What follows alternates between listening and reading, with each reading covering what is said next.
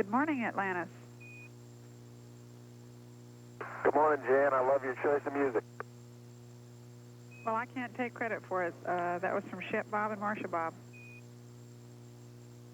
Well, it sure is good to wake up to Crystal Dew. Great musician. Okay, we have a good picture here now of you down in the middeck. Okay, you're going to have to let us know if the picture ever goes off. How long will the TV coverage be from now? Looks like about another 10 minutes.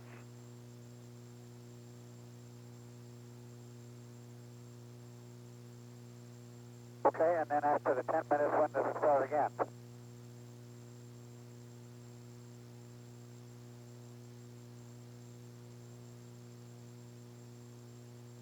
Looks like that'll be about MET 1941. Okay, we'll have it for 10 minutes, and I'll start again in 1941. Thanks. Okay, thank you.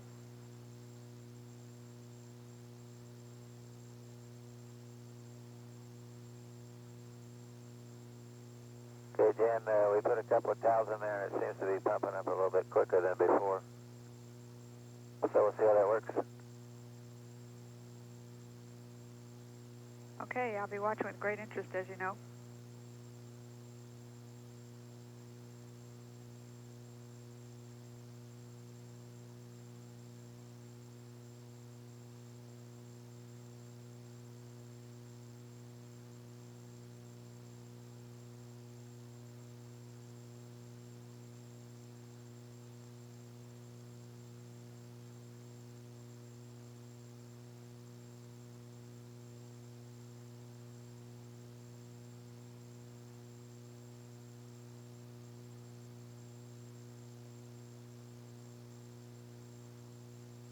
Atlantis, Houston, for LBMP, the towels on the inside of the waste seal may not help as much as we had hoped, so you might try putting the towel on the outside of the waste seal.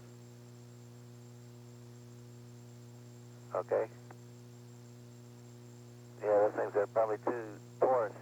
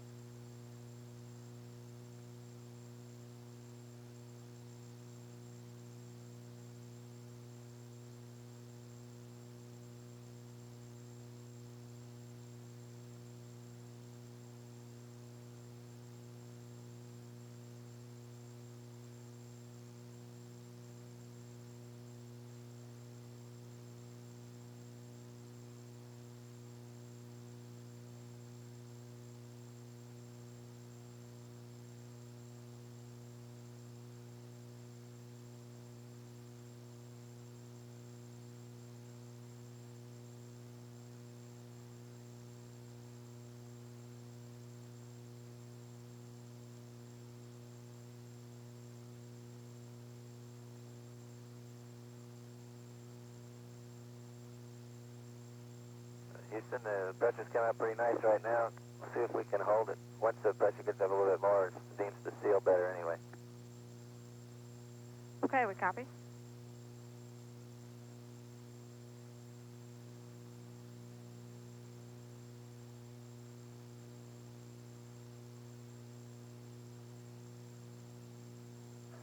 This is Mission Control Houston.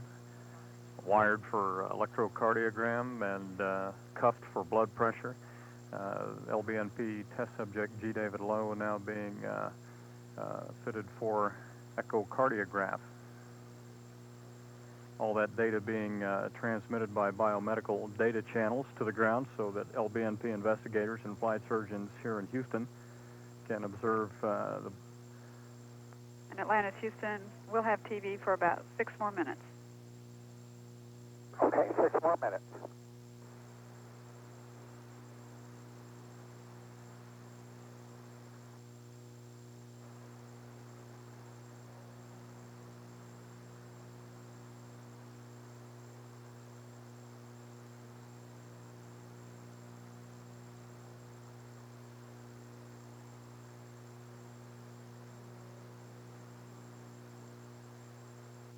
Okay, we have good TV again, and we have a question from Shannon.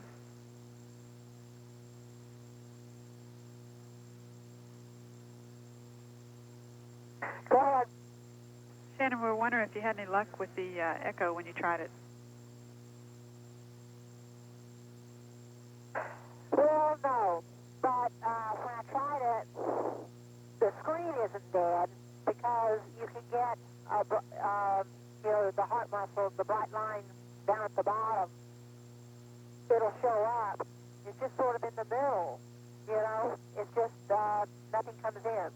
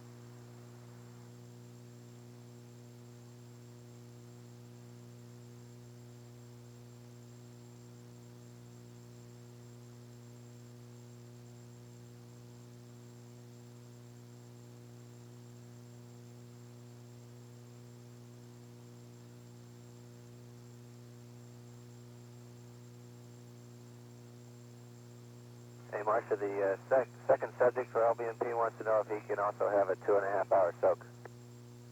Negative. It's worth a try. Yeah, you're right. David looks like he's having so much fun in there, though.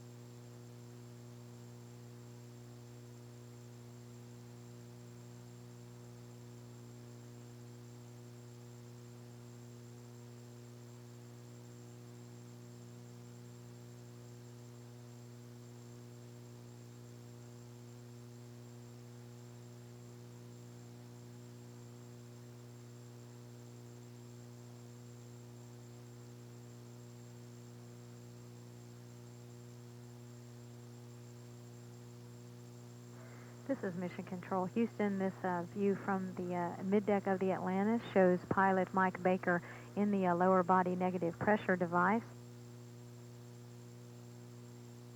Okay, Shannon, we copy and would like for the LBNP folks to hold at minus 20 until we come up to AOS at 1941. Hey, Marcia, can you see how those big jets are tossing the middeck around? We've been watching.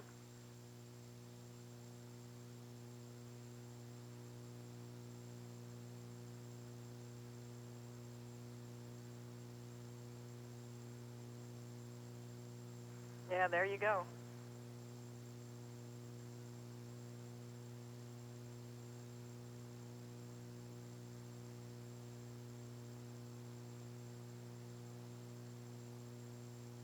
John, appreciate the comment. You might try taking a picture of that when the sun's just right.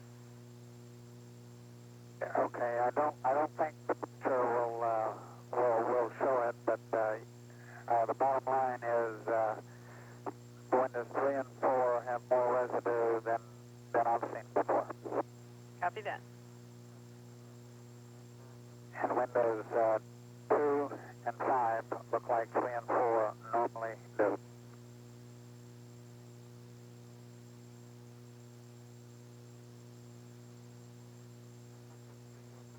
And we got a good picture of Bakes on the middeck. Okay.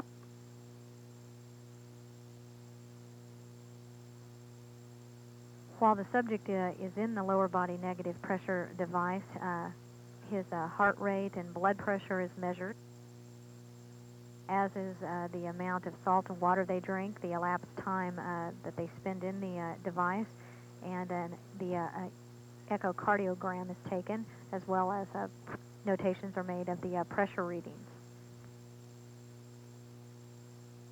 Although Mission Specialist Shannon Lucid earlier reported a slight imaging problem on the AFE, the American Flight Echocardiograph,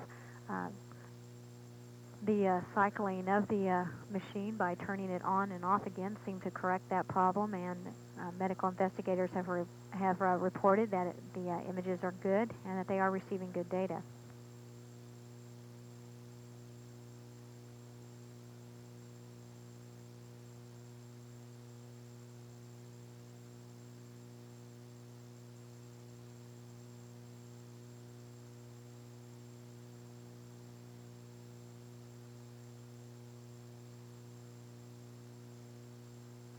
One more nag for you. Atlantis, we'd like you to turn off the interconnect counter, spec 23, item 7.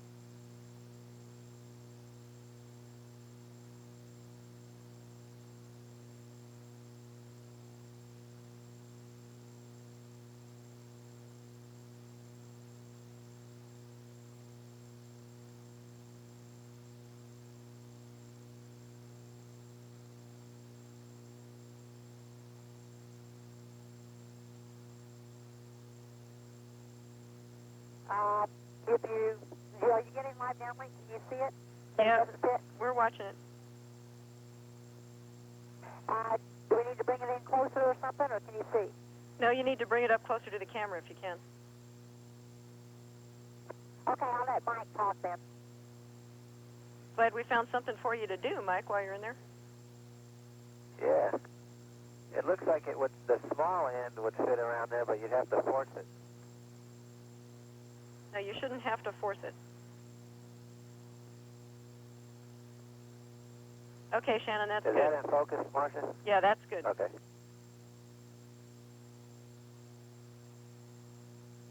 Okay, Shannon, turn the adapter around. It should go the other way. Yeah, that thing. Perfect. That's what we need. There's some black edges on the lens that stick up, Marcia. One of them goes about 40 degrees around, I guess, and one of them's just about 1/4 of an inch wide that keep that from going flush against the lens. So it rocks back and forth. Okay, Shannon, show us the end of that lens, please.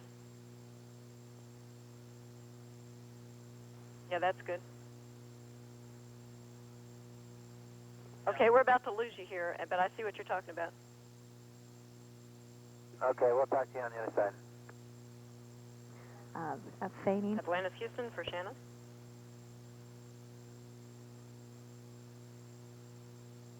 Go ahead.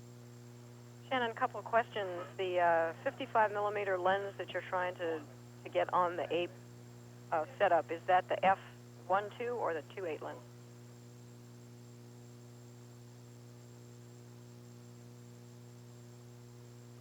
Stand by, we'll go look. Marcia, give us the two numbers that you had again, and we'll go look. Okay, I believe you have two 55 millimeter lenses on board. One should have been stowed with the APE and should have been a 1.2 lens. You should have another one in your camera bag that's a 2.8 lens. You might just see if that one fits, and we can see if the PI thinks that that's okay. The other question is the little tab that's standing up on there, does it look like you might be able to unscrew the thing that holds it on and take that tab off?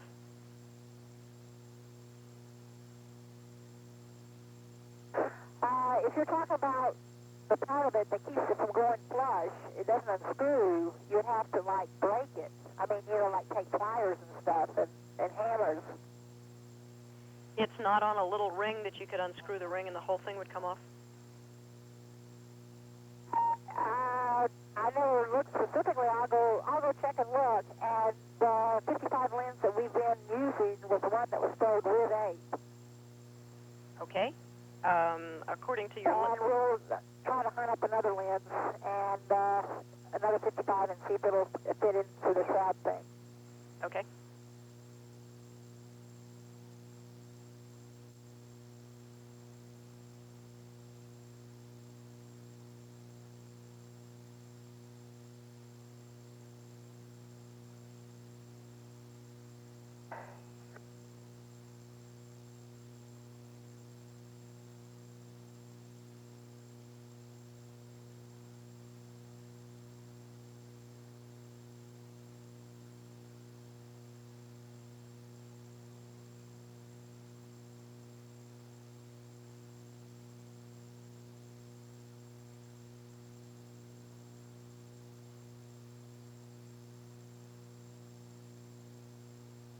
Marcia, would we have about 20 minutes of good TV coverage starting from now?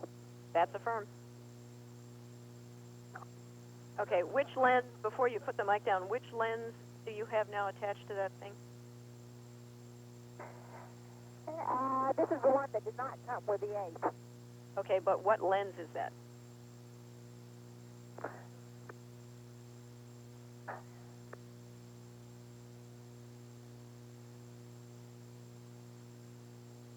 That's the 1.2. I guess it is the one that came with the 8. Okay, so that's the 55. It is the one that came with the 8. Okay. As a given pilot. Houston, Atlantis on LBMP. Go ahead. Marcia, I got a quick question, I think. Our checklist shows the 4-hour soak counting from the first time we went to 30. And the LBMP controller is counting 4 hours from the second time we went to 30. Can you find out which one we need to do?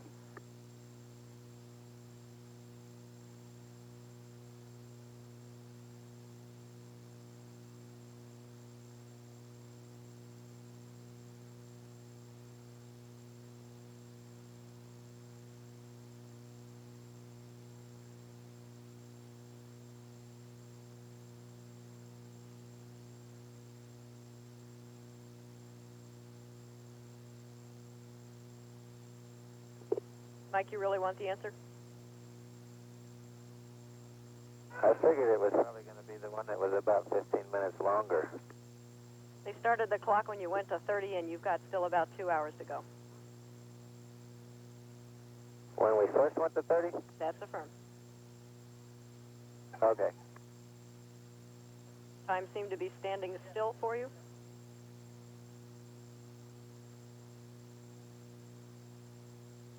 Mission Specialist Shannon Lucid out with a device that is part of the American Flight Echocardiograph, also referred to as an ECHO or an AFE.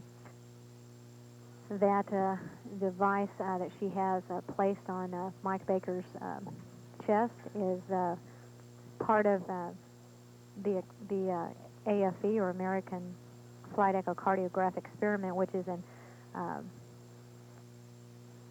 American Flight Echocardiograph, which is an off-the-shelf medical ultrasonic imaging system.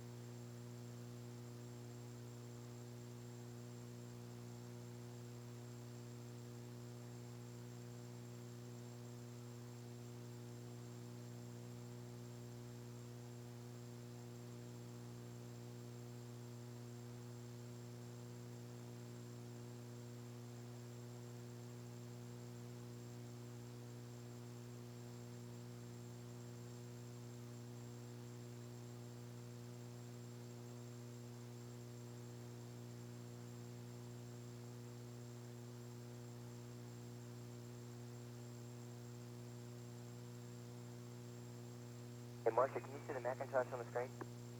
Yeah, in the back of your head. Oh, I got it. I'm not panicked. Okay, I'll be right with you. Okay, Marcia, as you all probably recall, our mission was extended from a 5-day mission to a 9-day mission about a year ago, precisely so that we could spend some more time up here doing some life sciences type experiments. The lower body negative pressure device, or LBNP, which we've been working on all day today, and we'll work on tomorrow and the next day, and we worked on it also on Flight Day 3, is probably the biggest single medical experiment that we're working on board at this time. The LBNP is a candidate countermeasure to a decrease in orthostatic tolerance that is seen in virtually every American astronaut that's ever flown, and we see it when they come back and land back on Earth. But what we're trying to do right now is to do some research for the future for the extended duration flights that are coming up. As you know, next year we're planning to fly a 13-day mission, and in fact, very recently they've been talking about even longer shuttle flights. And of course, the Space Station Freedom is going to be much longer than that, even coming up down the road here. Our current method of dealing with orthostatic intolerance is to wear G-suits on entry to help keep the blood up in the upper portion of the body, and to do what we call fluid loading, which is taking salt tablets and drinking at least 32 fluid ounces of water to help replace the fluid that we've already lost while we're up here. Again, so far, our current protocol has worked fine. We haven't had any problems. So during this flight, we did a ramp on Flight Day 3. We're doing a soak on Flight Day 7. On Flight Day 8 tomorrow, we're going to do another ramp, and on Flight Day 9, we'll do another ramp. Now, the ramp that we did on Flight Day 3, that collected baseline data.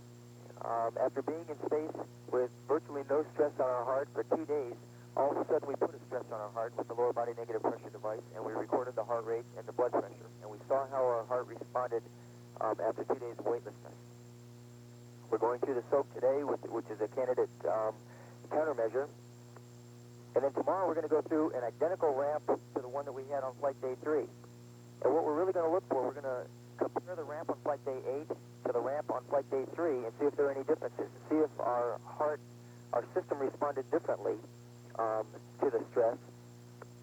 And if it did, we're hoping that it responds in a positive way, and that's because of the soak that we did today, the soak or the treatment that we did today. Okay, the question is, you have a subjective impression of any difference in how that bag sucked you into it in flight based on what it did on the ground.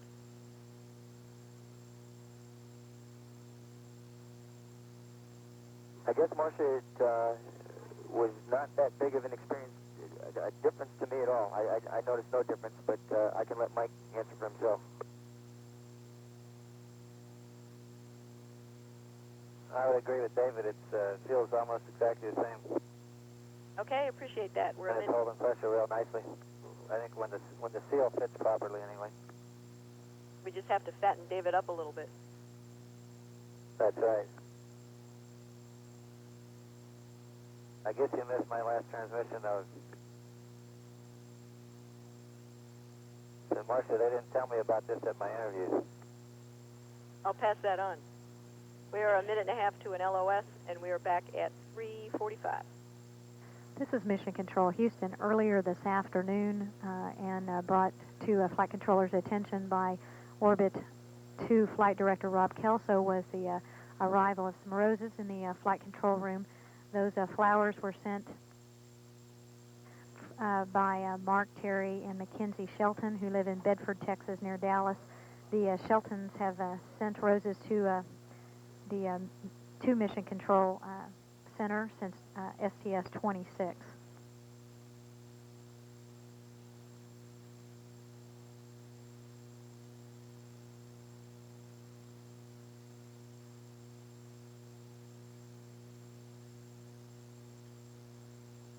Marcia, while we're talking about downlinks, it's probably a good time to give a big thank you to all the folks over in Building 8, who I know are doing a lot of work on keeping track of our downlinks and taping them for documentation and for use after the flight.